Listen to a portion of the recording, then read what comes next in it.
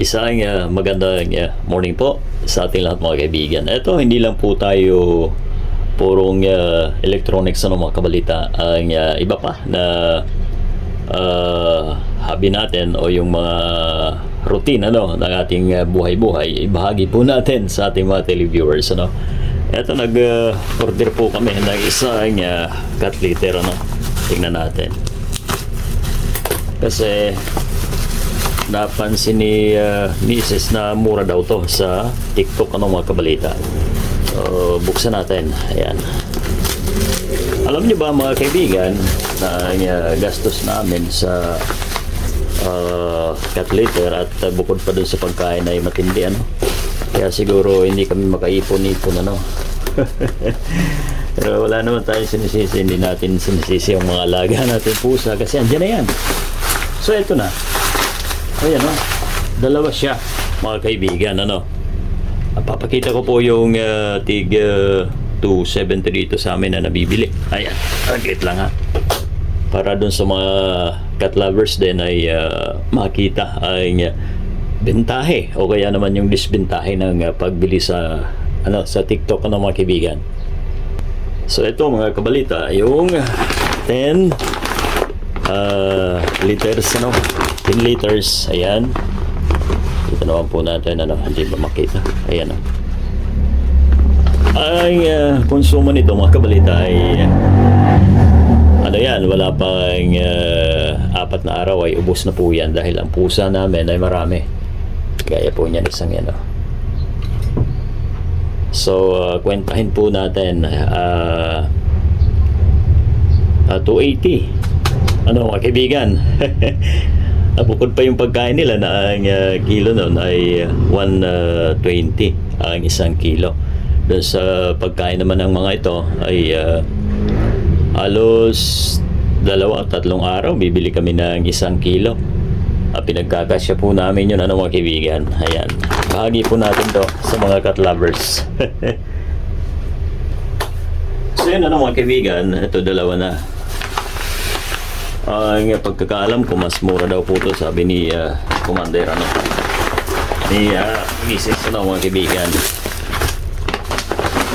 Tingnan natin ilang liters to. Pino siya mga kaibigan.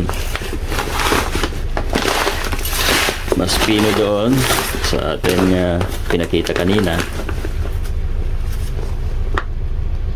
Wala siyang nakalagay kung ilang liters. Posible. Ayun, mayroon din pala mga kabalita. So bali 10 din 10 liters din ang isa na to. So, bali dalawa. Halos kalahati ang presyo nito yata mga kaibigan doon sa pinibili po natin. Dahil ang pagkakaalam po ay almost 300 pesos lang ito o above. Basta ganun ang presyohan. Wala pa po kasi ang aking commander blinag ko na po. Yun sa mga cat lovers dyan sa dito sa ating bansa iba talaga pag nag-alaga po tayo ng mga ganyan, pwera na doon sa gastos ay hindi pa tayo buwelo, hindi tayo makaalis-alis kasi lalong-lalo na dito sa bandang amin nangungupahan lang po tayo ay pagagalitan po tayo pagpakalat-kalat ang ating mga alaga mga kaibigan. So kailangan responsable po tayo dahil nga may mga ordinansa po tayo na bawal magpatay ng anumang alaga natin sa kung saan saang pampublikong lugar mga kaibigan. So bali dalawa Ayan, sa TikTok po yan na order mga kaibigan. Diba? Kahit paano ay nakahanap tayo ng medyo mura mga kabalita. Ilalagay ko na lang po dyan ang eksaktong presyo sa ating vlog na ito sa baba sa comment mga kaibigan. Dyan sa mahilig sa pusa, ayan, kahit paano ay pwede po tayong magkaroon ng alternatibo doon sa mura pagka dito po kasi talaga yun nga sabi ko po sa inyo ang gastos po namin ay every 4 days mga kaibigan ay bibili na naman po kami sa halagang 270 depende sa bilihan o depende rin sa klase ano mga kaibigan. Pero yung pinaka mura na po yun ano, yung 270 na yun ano mga kaibigan. Hindi po kasi pwede na lalo kami malapit kami sa school ano. Hindi po pwede na kung saan-saan tatay ang ating mga alaga mga kaibigan ano. Yun ay responsableng pag ako o yung tamang pag-ako ng ating obligasyon ano mga kaibigan. Alright, sa comment lang po kayo no, sa mga cat lovers sa ating bansa mga kaibigan o sa labas ng ating bansa yan. Kahit paano ay nabahagi natin sa inyo ay ating pinagkakabalahan mga kabalita no. Sa akin po kasi ay hindi rin po pwede na wala tayong alagang pusa ano mga kaibigan, dahil unang-una lahat yan mga electronics po ang pinagagawa natin dito. Ayan mga TV po yan no. Hindi po pwede dahil dadagain po yan ano mga kaibigan.